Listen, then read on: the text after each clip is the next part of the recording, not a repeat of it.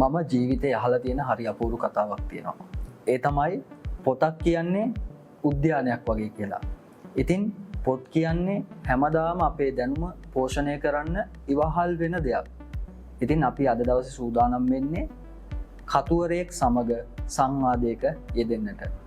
ඉතින් අපි ගෙනල්ලා තිනවා ඔබේ දැනුම පරිපූර්ණය කරන්නට, ඔබේ දැනුම සවිමත් කරන්නට හැමදාම වගේ කැපවෙන හරි අපූර්ව ලේඛකයෙක්. ඉතින් මම එතුමාව පිළිගන්න කලින් මුලින්ම එතුමාට ආයුබෝවන් කියලා පිළිගන්නවා. ආයුබෝවන් සර්. අද දවසේ මම ඉන්නේ නිකන් නෙවෙයි. අද දවසේ මම ඉන්නේ එතුමාගේ නවතම කෘතියත් එක්ක. ඒ තමයි ක්වොන්ටම් පරිගණකය සහ කෘත්‍රිම බුද්ධිය කියන මේ අපූර්ව කෘතියත් එක්ක. ඉතින් අද දවසේ අපි සූදානම් වෙන්නේ මේ කෘතිය පිළිබඳව අපේ අද දවසේ අපේ වැඩසටහනේ කතානායකයත් සමගින් සම්මුඛ වෙන්නට. ඉතින් අපි මුලින්ම එතුමාව පිළිගත්ත ආයුබෝවන් කියලා. ඔබ කවුරුත් දන්න හඳුනන ලේඛකයෙක් තමයි එතුමා. ඒ තමයි සරත් කුමාරසිංහ සර්. ඉතින් අද දවසේ සරත් කුමාරසිංහ සර් මාත් එක්ක මෙහෙම සම්මුඛ වෙන්නේ එතුමාගේ නවතම කෘතිය පිළිබඳව කතා කරන්නට. ඒ කෘතිය පිළිබඳව කතා කරන්නට මත්තෙන් මම එතුමත් සමග පුංචි පිළිසඳරක දෙන්නටයි සූදානම් වෙන්නේ. ඉතින් සර් මං හරි කැමති දැනගන්න මේ සරත් කුමාරසිංහ කියන චරිතය කවුද? ලෝකෙ තියෙන අමාරුම ප්‍රශ්නය තමයි මේ තමන් කවුද කියන ප්‍රශ්නට උත්තර දෙන එක. ඒක කෙනෙකුට දෙන්න පුළුවන් අමාරුම ප්‍රශ්නය. මට කියන්න පුළුවන්නේ මම කවුද කියලා. දැන් මම ඉස්සර හිටිය මගේ ඉගෝ එක තමයි මම කියලා. දැන් ඊට පස්සේ කාලේ මම තේරුම් ගන්නවා මේ මගේ නමවත් මගේ තානාන්තරවත් එහෙම නැත්නම් මගේ වටපිටාවත් නෙවෙයි මම කියන්නේ. මට නිකන් දැන් දැනෙන්නේ මගේ කොන්සස් මගේ සිහිය තමයි මම කියන්නේ. ඉතින් මම තවම මම හොයනවා. මම දන්නේ නැහැ මම කවුද කියලා. මේ ගවේෂණයේ ජීවිත කාලේ පුරාම යෙදෙමින් ඉන්නවා කියන එක තමයි මට දෙන්න පුළුවන් සරලම උත්තරේ. හරි අපූර්ව විදිහට මං අහපු ප්‍රශ්නෙට සර් පිළිතුරු දුන්නා. මං තවත් ප්‍රශ්නයකට යන්න තමයි සූදානම් වෙන්නේ. මට සර් ගැන පුංචි හැඳින්වීමක් කරන්නකෝ. සර්ගේ පුංචි කාලේ සර්ගේ උපන් ගම, දෙමාපියෝ සහ පාසල පිළිබඳව. මම ඉපදුනේ කුරුණෑගල. අපි වත්පොහොසත් කන් තිබුණු මේ ප්‍රභූ පන්තියට අයිති පවුල් නෙවෙයි, බොහොම සාමාන්‍ය දෙමව්පියෝ තමයි අපිට හිටියේ. මම පාසලට ගියේ කුරුණෑගල මලියදේව විද්‍යාලයේ. දැන් අපේ යුගයේ අපි පාසල් යන අවදියේ හුඟක් වෙලාවට අපි දෙවනි ගණේ සිසුන් විදිහට තමයි පාසලේ හිටියේ. ඒකට හේතුව මේ ඉංග්‍රීසි කතා කරන ප්‍රභූ පෙළැන්ති පවුල්වල දරුවෝ තමයි ඉස්කෝලේ මූලිකත්වය ගත්තේ. අපි දෙවනි පිල්ලේ ශිෂ්‍යෝ විදිහට තමයි ඉස්කෝලේ ඉගෙන ගත්තේ. ඉතින් ඒ වුණත් දැඩි තරඟය තුළ පොළොවේ පය ගහලා අපිට යම් ප්‍රමාණයකට ඉස්සරහට යන්න පුළුවන් වුණා. පාසලෙන් ලොකු උපකාරයක් අපිට ලැබුණා. ආලෝකයක් ලැබුණා. මේ මම හිතන්නේ මගේ ජීවිත කාලෙම මං පාසලටත් ආලෝකයක් දෙන්න උත්සාහ කරා. එතකොට මගේ ජීවිත කාලේ වැඩි හරියක් කුරුණෑගල ගත කරේ. මම කුරුණෑගල පාසල් කීපයක ඉගෙනුවා. මම විදේශගත වෙන්න කලින් විශාල ශිෂ්‍ය පිරිසක් ඉන්නවා. මම උත්සාහ කරා මගේ අත්දැකීම අනුව පාසල්වල මේ ඉන්න සාමාන්‍ය දරුවන්ට ආමන්ත්‍රණය කරන්න. මොකද ඉස්සරහා පිළේ ළමයි කොහොමත් මේ ඉගෙන ගැනීමේ කටයුතු වලදී ඒගොල්ලෝ මේ පහසුවෙන් කරනවා. නමුත් මගේ ඇරෙන්න පිටිපස්සේ පේලියට උගන්නන එක තමයි මගේ ගුරු ජීවිතයේ අභියෝගය වුණේ. සර් එක තැනකදී කියනවා සර් මලියදේව ආදර්ශ විද්‍යාලයේ ගුරුවරයෙක් විදිහට දරුවන්ට අධ්‍යාපනය ලබා දුන්න කියලා. ඉතින් මං අහලා තියෙන විදිහට සර් මාත් එක්ක කතා කරලා තියෙන විදිහට සර්ගේ ජීවිතේ එක තැනකදී හරි අපූර්ව විදිහට වෙනස් වෙන්න ගන්නවා. ජීවිතයේ පරිවර්තනය අපි කියනවා ජීවිතයේ හැරවුම් ලක්ෂ්‍ය වෙන්නේ සර් විදේශගත වීම. සර් කලින් කිව්ව කතාවේදී සර් කියනවා සර් විදේශගත වුණා කියලා. ඉතින් සර් අපි කතා කරොත් මම දන්න විදිහට සර් විදේශගත වෙන්නේ ඇමරිකාවට. ඉතින් කොහොමද සර් මේ ජීවිත පරිවර්තනය වෙන්නේ? ඇමරිකාවේ ඇතුලේ ගෙවන ජීවිතය ගැන අපි පොඩ්ඩක් කතා කරමු. මගේ විදේශගත වීම ගැන කතා කරනකොට මං අවුරුදු 20ක් මම දරුවන්ට ඉගැන්නවා. ලංකාවේ පාසලක ගුරුවරයෙක් විදිහට වැඩ කරනවා කියන එක අපි ඇගියුම් එක්ක බොහොම සාදු කාර්යයක් විදිහට තමයි මේ ගුරු වෘත්තිය සැලකෙන්නේ. එක්තරා අවස්ථාවක මට ලොකු මගේ රට තුල මට මූණ දෙන්න වෙන සමහර අත්දැකීම් මං විදේශගත වෙන්න මූලික වශයෙන් හේතු වුණා. වරක් මම විදේශයේ පළවෙනි විදිහට මම විභාගේ පාස් වුණා. නමුත් 34 වෙනියත් ඒකට ගන්නවා. මාව ගත්තේ නැහැ. එතකොට මට විශාල කලකිරීමක් ඇති වුණා. අනික් අතට පුංචි කාලේ ඉඳන් මට තිබුණා මේ ලෝකය දකින්න ඕනකම තියෙන විශේෂයෙන් මේ කොදෙව්වේ ඉන්න අපි සීමා මායින් පුළුල් කරපු වෙන පුළුල් ලෝකයකට යන්න ඕන කියන අදහස මගේ තුල තිබුණා. ඉතින් මම උත්සාහ කරා යන්න. පෞද්ගලික කාරණයක් තමයි දරුවන්ගේ අධ්‍යාපනය. දැන් අපි විශ්වවිද්‍යාලයට යන කාලේ 100% ගානක ප්‍රමාණයක් තමයි පළවෙනි ශ්‍රේණියට ඇතුළු වෙන ළමයින්ගෙන් විශ්වවිද්‍යාලයට යන්නේ. දැන් මට හිතුණා මේ අපේ දරුවොත් ඒ තරඟයට මුහුණ නොදී ඒගොල්ලන්ට වෙන අවස්ථාවක් ලබා දෙන්න එක ගැන මම හිතුවා. අනික් කාරණේ තමයි මට පුංචි කාලේ ඉඳන් පුදුම විදියට දැනුම හඹා යෑමේ සහ සොයා යෑමේ අවශ්‍යතාවයක් තිබුණා. ඉතින් ඒක මේ අපේ ඕනෙන් අපේ පොදෙව්වෙන් එළියට ගිහිල්ලා ඒ වැඩේ කරන ඌමනාවෙන් තමයි මම ඇමරිකාවට යන්නේ. දැන් අනික් එක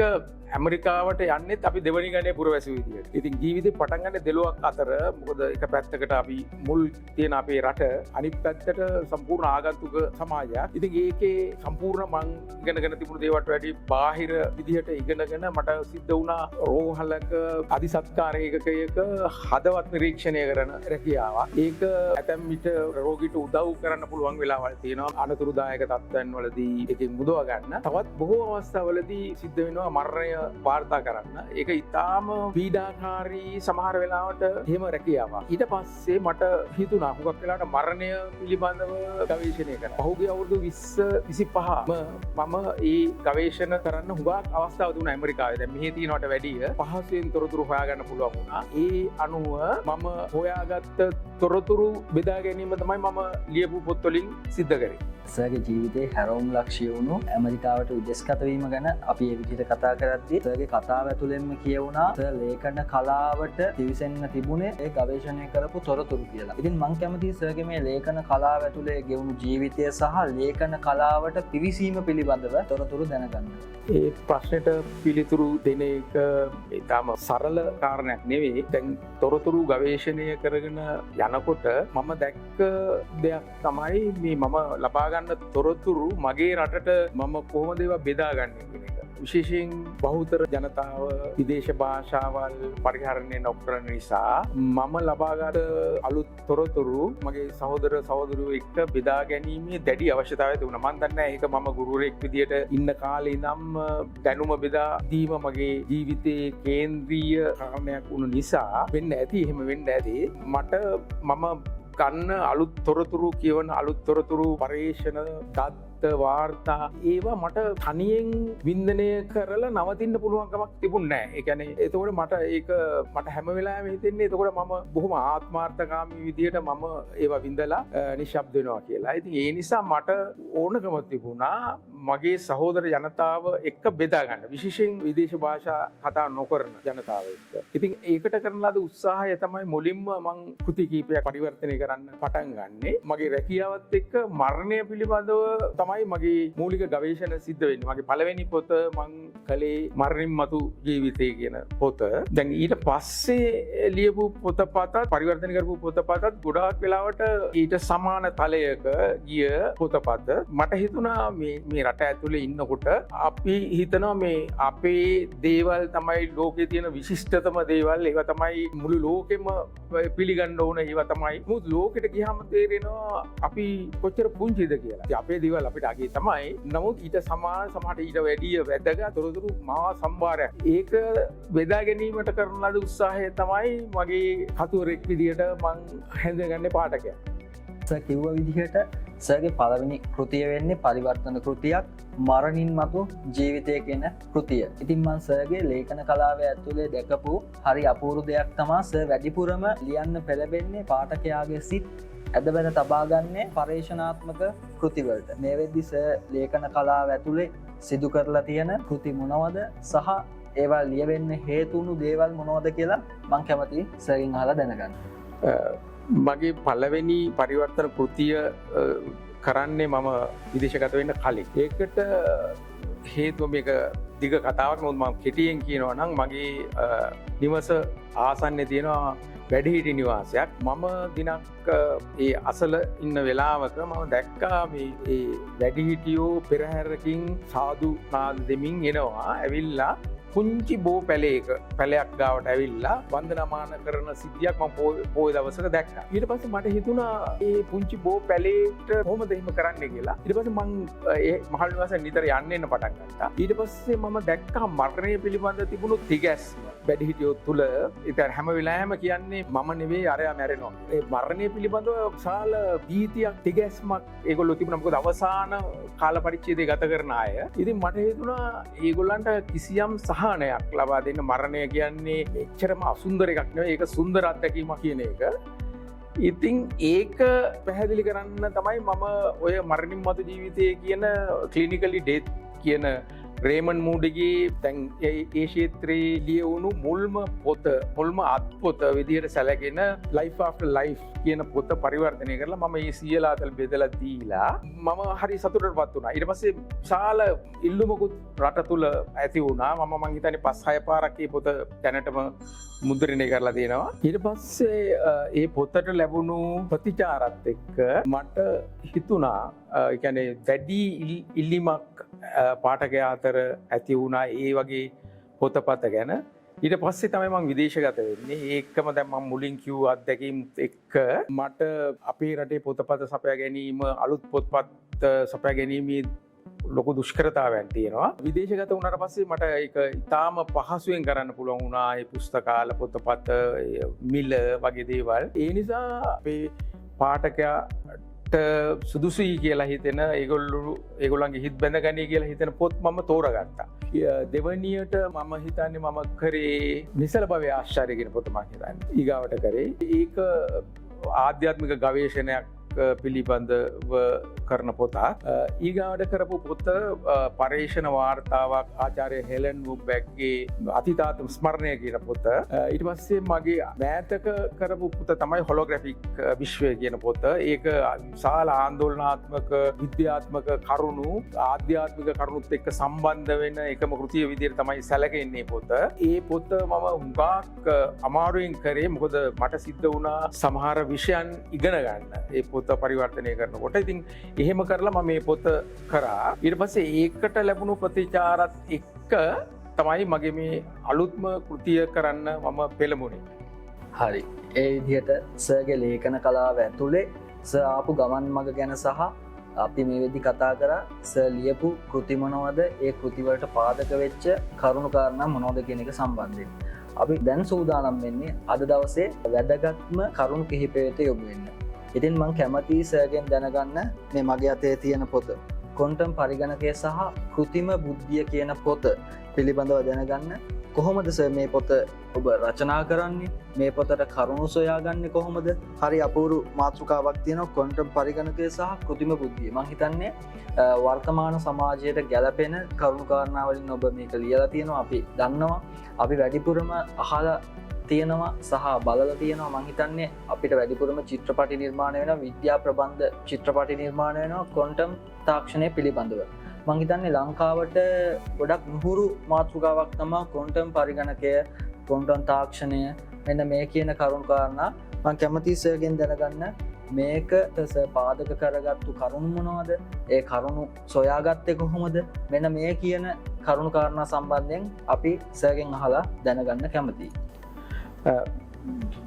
ක්වොන්ටම් පරිගණකය කියන පොත ඇත්තරම මං කිසිම වෙලාවක අපේක්ෂා කරපු දෙයක් නෙවෙයි. මීට වසර 1.5කට විතර පෙර මම වෙනත් කෘතියක් පරිවර්තනය කරමින් හිටියා. ප්‍රොෆෙසර් ඉයන් ස්ටීවන්සන්ගේ ජීව විද්‍යාව සහ පුනරුත්පත්තිය, එහෙම නැත්නම් බර්ත් මාර්ක් ඇන්ඩ් රීබර්ත් වගේ කරුණු අදාළව ඒ පොතේ අවසානය කරන කාලේ මම ලබපු අත්දැකීමක් තමයි මම සාකච්ඡා කරනකොට සමහරලාට වෘදුකාංග ඉංජිනේරුවෝ හා ලාංකික පරිගණක ක්ෂේත්‍රයේ ඉන්න විද්වතුන් එක්ක තාම අඩු අවබෝධයක් තමයි තිබුණේ මේ ක්වොන්ටම් පරිගණකය ගැන. මීට අවුරුදු 5කට 6කට පෙර ඉඳලා ක්වොන්ටම් පරිගණකය පිළිබඳ අත්දැකීම් ලබා ගැනීමේ අවස්ථාව අන්තර්ජාලය හරහා සියලුම දෙනාට ලැබිලා තිබුණා. ඉතින් ඒක හරහා හැම කෙනෙකුටම පුළුවන්කම තිබුණා ඒ භාෂාව ඉගෙන ගන්න, එතකොට පර්යේෂණ කරන්න, ක්වොන්ටම් පරිගණකය භාවිතා කරන්න විශාල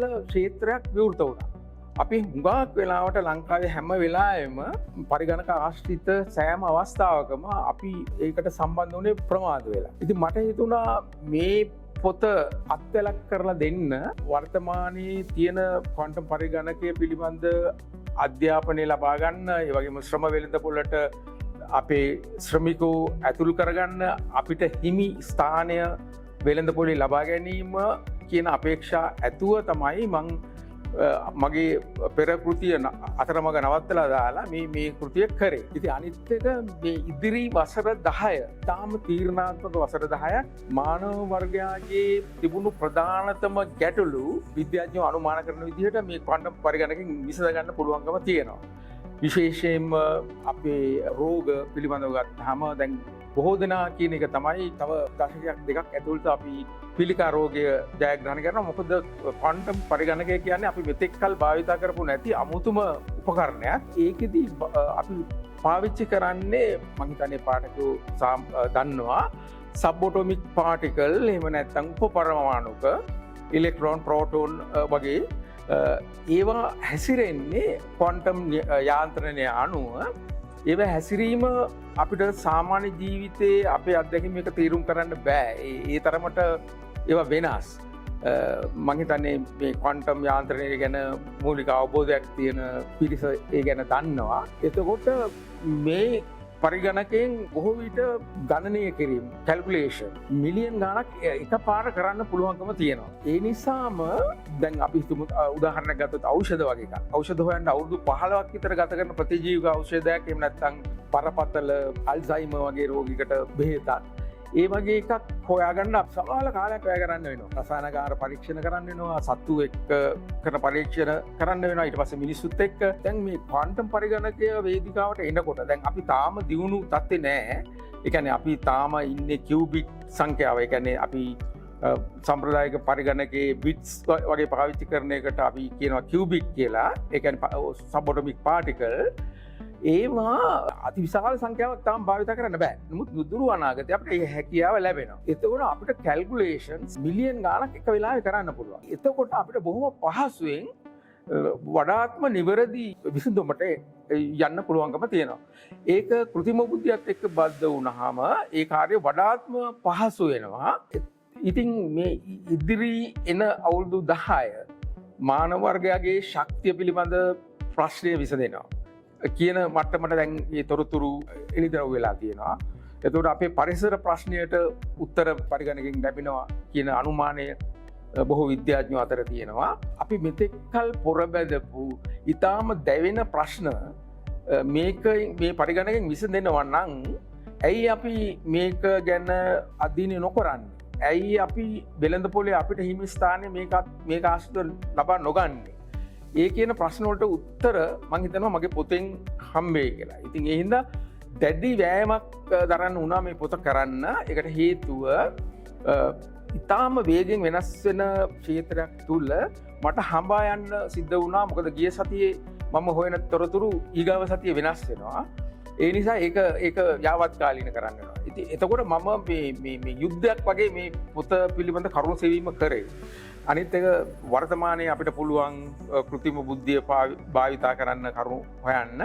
මුත් අවාසනාවකට අපිට ඒක තාම විශ්වාසනීය තත්ත්වයකට ඇවිල්ලා නැති නිසා අපිම ඒ කාර්ය කරන්න සිද්ධ වෙනවා. කෘතිම බුද්ධියෙන් ගන්න තොරතුරු උනත් අපිට සහතික කරගන්න වෙනවා. අපි මූලාශ්‍ර වලට ගිහිල්ලා ඒ නිසා මම මේක මගේ ප්‍රථම කෘතිය මම ලියපු දැන් මගේ පෙරකෘති ඔක්කොම පරිවර්තන මේක මේ තාම වෑයමින් දැඩ්ඩි වෙහෙසෙන් කරපු කෘතියක්. නමුත් මං සතුට වෙනවා මේකෙන් මගේ සහෝදර ජනතාවට ඉංග්‍රීසි නොකියවන ජනයාට මේකෙන් සාමාන්‍ය පාට ගැන විශාල ප්‍රයෝජනයක් වෙයි කියලා මම අනුමාන කරනවා. ඒ හින්දා මගේ වෙහෙස මට සතුට වෙන්න පුළුවන් කොච්චර වෙහෙස වුණත් මේකෙන් ලැබෙන ප්‍රතිඵල දිහා බලලා මම හිතනවා මේක වැළඳ ගනී කියලා. මේ අලුත් තොරතුරු ඒක අපිට ලෝකේ ඉදිරියට යන්න පුළුවන්කම ලැබෙයි කියලා මම හිතනවා. ඉතින් මට මේ කෘතිය කියවගෙන යන අතරතුර අපේ අලුත් කෘතිය තමා ක්වොන්ටම් පරිගණකය සහ කෘතිම බුද්ධිය. සර්ගේ පොත කියවගෙන යද්දී හරි අපූරු කරුණක් හම්බුණා. මම ඒක සූදානම් මේ අවස්ථාවේදී අපිව බලන රසිකයන් එක්ක බෙදා ගන්න. ඒ අපූරු වදන් පෙළ ඉදිරිපත් කරලා තියෙන්නේ 1981 වර්ෂයේදී භෞතික විද්‍යාවේ නොබෙල් ත්‍යාගලාභී රිචඩ් ෆෙන්මන් විසින් ස්වභාව ධර්මය සම්භාව්‍ය නොවේ. ඔබට ස්වභාව ධර්මයේ අනුකරණයක් නිර්මාණය කිරීමට අවශ්‍ය නම් එය ක්වොන්ටම් යාන්ත්‍රික ආකාරයෙන් නිර්මාණය කළ යුතුය. මෙන්න මේ කියන අපූර්ව කෘතියත් එක්ක අපි අද දවසේ මේ වැඩසටහන අවසන් කරන්න සූදානම් වෙන්නේ. ඊට මත්තෙන් මං සර්ගෙන් පුංචි ප්‍රශ්නයක් අහනවා. මේ කෘතිය හරහා අපේ පාඨකයාට පණිවිඩයක් දෙන්න සූදානම්. ඒ පණිවිඩය අපි සර්ගෙන් අහලා දැනගමු. මේ පොත මිලදී ගන්න කොහොමද කියලාත් අපි අපේ වීඩියෝවේ ඩිස්ක්‍රිප්ෂන් එකේ අපි දාන්න සූදානම්. මේ වගේම අපේ වීඩියෝවේ යටින් ඔබට බලා ගන්න පුළුවන් පොත මිලදී ගන්න ආකාරය පිළිබඳව අපි සර්ගෙන් අහලා අද දවසේ වැඩසටහනට සමු දෙමු. දැන් මේ කෘතිය රචනා කිරීමේදී අවසාන වශයෙන් මට කියන්න ඕන මට සිද්ධ වුණා ක්වොන්ටම් යාන්ත්‍රණය පිළිබඳ ඉතාම ගැඹුරින් ඉගෙන ගන්න. ඉතින් මේ කෘතිය කරන අතරම මට සිද්ධ වුණා ඉගෙන ගැනීම කරන්න. මොකද බොහොම සංකීර්ණ විෂයක්. නමුත් මං උත්සාහ කරා පුළුවන් තරම් සරල විදිහට මේක අපේ පාඨකයා අතට ලැබෙන්න සලස්සන්න තේරුම් ගන්න. සමහරවිට නොවැළැක්විය හැකි ස්ථානවල විතරක් ගණිත සූත්‍ර කීපයක් දාලා තියෙනවා. නමුත් පාඨකයන්ට ඒකෙන් තොරව මේ ඒවා අමතක කරලා දාලා මේ පොත කියවන්න පුළුවන්කම තියෙනවා. වැදගත්ම තව කාරණයක් තියෙනවා මට මේ පොත ගැන කියන්න. මේ මොකද මේ අපි තාම ලාංකික විදිහට විශේෂයෙන් මේ ක්ෂේත්‍රයේ ඉන්න විද්වතුන් දන්නේ නැහැ මේ කොහොමද මේ ක්වොන්ටම් පරිගණකය පරිහරණය කරන්න පුළුවන් නොමිලේ කිසිම අධ්‍යාපන සුසුකමක් නැතුව. ඒක කොහොමද පරිහරණය කරන්න කියන මූලික අවබෝධයවත් මේ අපේ විශේෂයෙන් මේ මුරුදුකාංග ඉංජිනේරුවත් අතරවත් නැති තරම්. ඉතින් ඒ නිසා මම මේ පොතේ ඉදිරිපත් කරා හැම වේදිකාවකටම කොහොමද පිවිසෙන්නේ, මොනවද මූලාශ්‍ර, කොහොමද ඒවා ලබා ගන්නේ කියන මේ කාරණා. මම හිතන්නේ ඒව ගොඩාක් වැදගත් වෙයි තරුණ අපේ මේ පිළිබඳ උනන්දුවක් දක්වන පාඨකයාට ඒවා පරිහරණය කරලා පර්යේෂණ කරලා ඒ වගේ මේ භාෂාවන් ඉගෙනගෙන අනාගතයේ මේ ක්වොන්ටම් පරිගණක වෙළඳපොලේ අපිට හිමි කොටස අපි හැම සැරේම අතපසු කර පරිගණකය පිළිබඳව අපි ආවේ පරක්කු වෙලා අපිට හිමි වුණේ ඊටාම පොඩි කොටසක් තමයි වෙළඳපොලේ. මේ අවස්ථාවේ මං හිතනවා අපිට වැඩි අපසරියක් හිමි කරගන්න පුළුවන් වෙයි කියලා. ඒකට මගේ දායකත්වය තමයි මේ දැක්ුවේ. මම හිතනවා ඒක ප්‍රයෝජනවත් වෙයි කියලා. හරි. ඉතින් අද දවසේ අපිත් එක්ක අපේ වැඩසටහනත් එක්ක එකතු වුණාට සරත් කුමාරසිංහ සර්ට මම මෙහෙවින් ස්තුතිවන්ත වෙනවා. ඒත් එක්කම එතුමාගේ ඉදිරි අනාගතය සාර්ථක වෙන්න කියලා මම ප්‍රාර්ථනා කරනවා. බොහොම ස්තුතියි. බොහොම ස්තුතියි සර්.